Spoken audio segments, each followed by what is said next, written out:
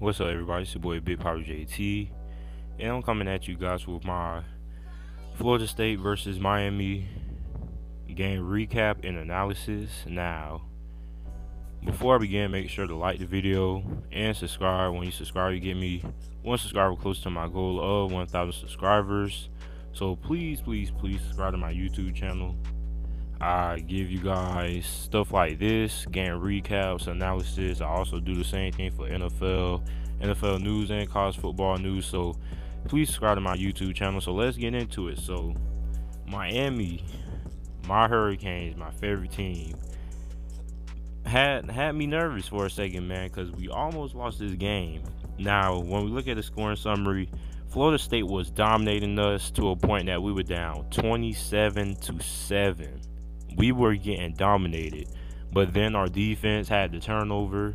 Then we had the Michael Pickney interception, and then it all went downhill for FSU from there. And then Florida State's offensive line was starting to get dominated. They were getting worn down by the Miami defensive line, which I knew was going to happen eventually because, well, Florida State's offensive line is already having injuries, and they were already having a lack of depth, and they weren't really that good to begin with.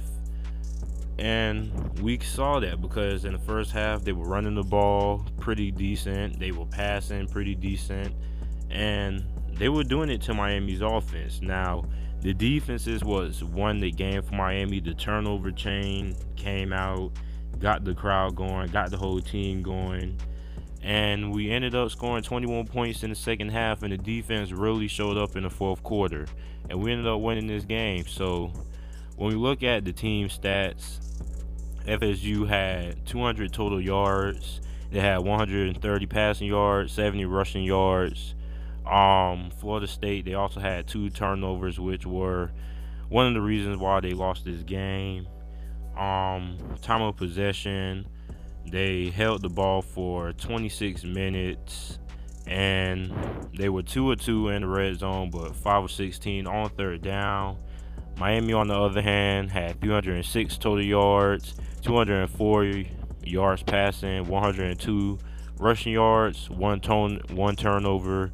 Had the ball for 34 minutes and 31 seconds. They were 3 of 5 in the red zone, and they were 5 of 18 and on third downs. Now, when we look at the team leaders, DeAndre Francois was 15 of 30, 129 yards passing, 2 touchdowns, 1 interception.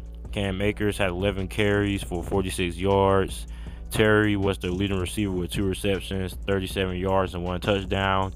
And Burns, who had a huge impact for Florida State on the defense side of the ball, had a huge game. He had 3 tackles, 1 tackle for loss, 2 sacks, and 2 forced fumbles.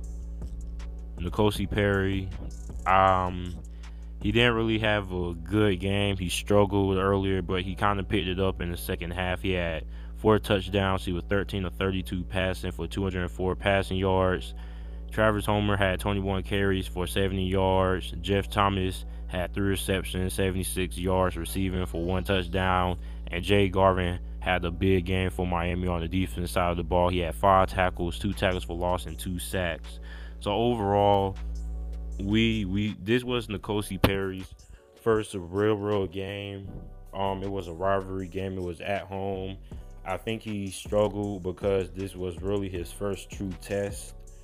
Florida State has a better team than the University of North Carolina, despite how bad FSU is right now.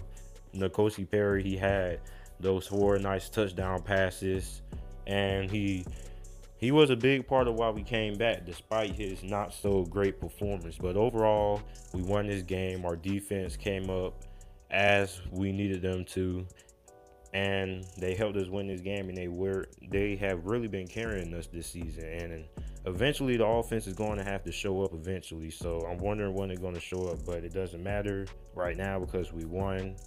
And that's it. So make sure to like the video, comment, and subscribe. And thanks.